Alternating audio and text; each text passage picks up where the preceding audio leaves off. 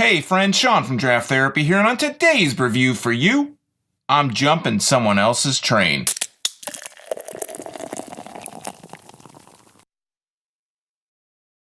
Train Hopper is a 6.9% IPA from Witch's Hat Brewery in South Lyon, Michigan. A little while back, I reviewed Witch's Hat's This Guy Double New England Style IPA, and I mentioned in that review that I had to go to the tap room to pick it up.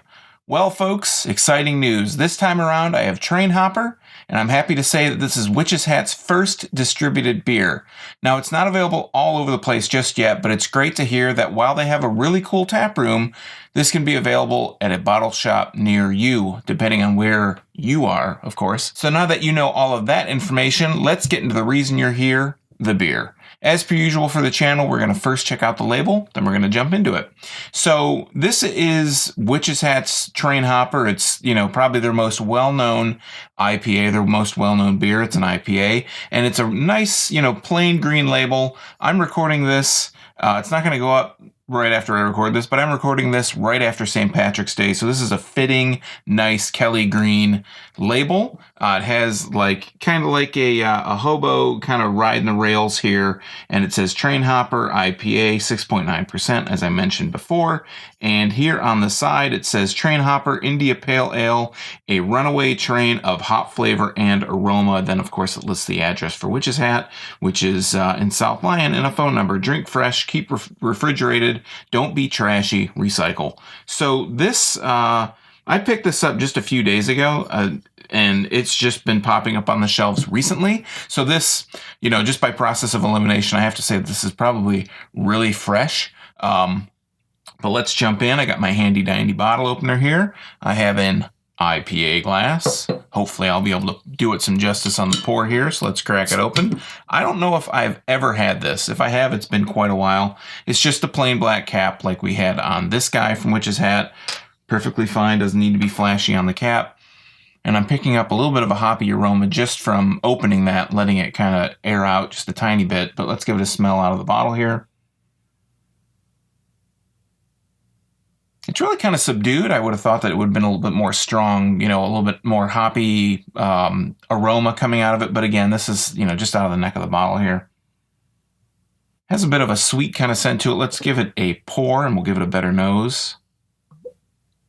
I've had a lot of trouble with this IPA glass. It seems like everything gets to be really heady. Of course, I say that, and I'm going to pour it, decently. So this is, it's got a real thin head here. Not a whole lot going on in the head department, but it's, kind of thin on the head. It's got a really nice color to it. It's golden, nice, clear IPA here. No haze going on. Let's give it a better nose. I'm getting a faint kind of citrusy smell to it. Still kind of subdued on the scent. Not getting a whole lot, but like I said, a little bit of a citrusy kind of scent. Let's give it a taste and we'll be able to dive right in here.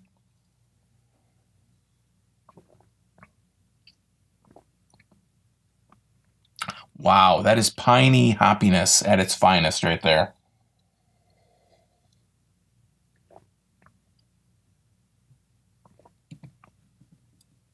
Yeah, so you get this bit of a citrusy sweetness at the very beginning, but it's really, really, really quickly followed up by this citrusy and piney hoppiness.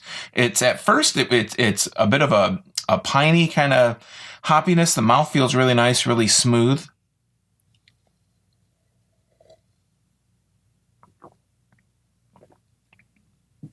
But yeah, right off the bat, it's really... Like I said, you get that real quick hint of sweetness, that citrus, kind of like a grapefruit, citrus sweetness. I mean, grapefruit's not really super sweet, but it's very reminiscent of grapefruit. Then it's, you pick up a lot of that piney hoppiness. And then after that kind of subsides, you get a little bit of a mixture of a really zesty citrus taste, on the aftertaste, that's where that citrus kind of hoppiness really shines through. The piney bitterness is just right up in the front, and then the citrus bitterness is in the back. So I don't know what kind of hops they used on this, but I'm actually kind of interested in finding out, because I don't know if I've ever had quite that much of a combination as I'm breathing in, and that citrus kind of hoppiness bitterness kind of sits on my tongue. It's kind of, I can feel it kind of aerating on my tongue, and I'm really interested to know what kind of hops they used on this.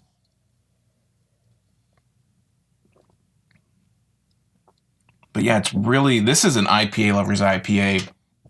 I'm not really huge into IPAs, or I haven't been. I've been saying that so much. But as I've been drinking more and more, I really start to appreciate that these are different than, IPAs, just as different as porters and stouts can be from each other. You can get really wide variation on, what this kind of IPA is versus this IPA versus this IPA. This one to me is the hoppiness and the bitterness is bumped up so much that it almost makes me think that if I didn't know any better, I would think this was a double.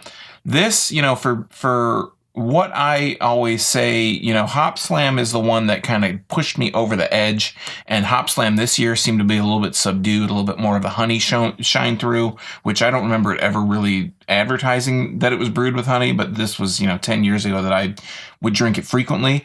This is very much on the bitter end, so if you're really into bitter IPAs like what I would remember Hop Slam to be back in the day, that's what this is, and as I've come to appreciate IPAs more and more, I can appreciate that that's what this is, and it's different than, IPAs, like I said, they run the gamut from being, sweet and a little bit bitter to really bitter. This goes towards that really bitter end, but if you like chewy IPAs, you're really into the pininess, really into the bitterness, that's where Witch's Hat Train Hopper comes into play. And if you're looking for one of those West Coast IPAs from Michigan, I think Train Hopper totally fits that bill. I don't think you could have a more by-the-book West Coast IPA than Train Hopper is. All right, friends, that is Train Hopper IPA from Witch's Hat. Like I said earlier, it's really cool to see that Witch's Hat is getting out there in the wild. They have a lot of great beer to offer, and this is only going to help them gain even more exposure. If you haven't been able to make it to their South Lyon tap room, maybe you'll start seeing it in a bottle shop near you. Hopefully, for your sake, that's something you'll be able to do. Have you seen this out there in your hunt for quality beer? If so, let me know where you've seen it down in the comments below this video. If you've tried it, let me know your thoughts on it as well. While you're down there, why not like, share, and subscribe to this channel? I'm talking about Michigan beer twice a week, and it's free to viewers just like you. You can also find links to my social media, some Draft Therapy merch, and a link to my blog at drafttherapy.com. So until next time, I'm Sean from Draft Therapy. Thanks for stopping by, and remember, drink craft beer, support your local breweries, and don't forget to treat yourself to a little draft therapy. Thanks for watching. Cheers.